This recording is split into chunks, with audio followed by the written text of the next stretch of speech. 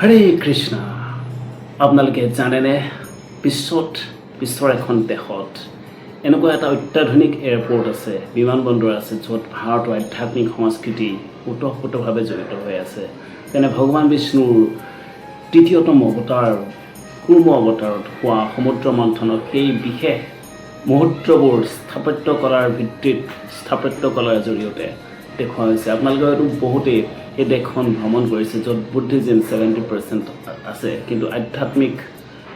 বাতাবৰণ তাত খুবেই জনপ্ৰিয় আৰু বিশেষকৈ আমাৰ আধ্যাত্মিক সংস্কৃতি ভাৰতৰ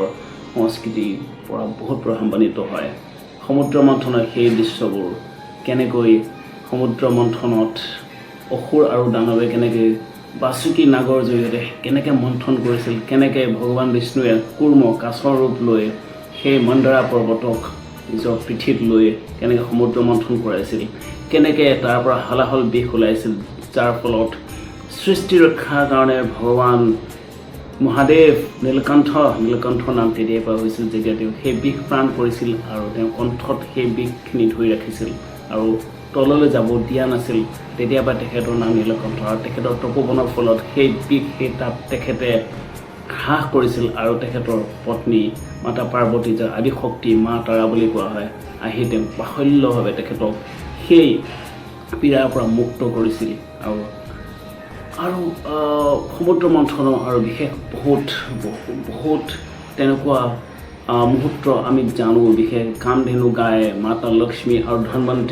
ধনৱন্তীক যাক কোৱা হয় আয়ুৰ্বেদৰ চিকিৎসক যিয়ে অমৃত কলহলৈ ওলাইছিল সেই মুহূৰ্তবোৰ বাৰুকৈ প্ৰভাৱান্বিত কৰে বিভিন্ন দেশক আৰু আমি সদায় গৌৰৱান্বিত হোৱা উচিত আৰু এই দেশখন হৈছে থাইলেণ্ডৰ ৰাজধানী বেংকক আৰু বেংককতে আছে এই এয়াৰপৰ্টটো এই বিমানবন্দৰটোৰ নাম হৈছে সুবৰ্ণভূমি মানে হৈছে সোণৰ ভূমি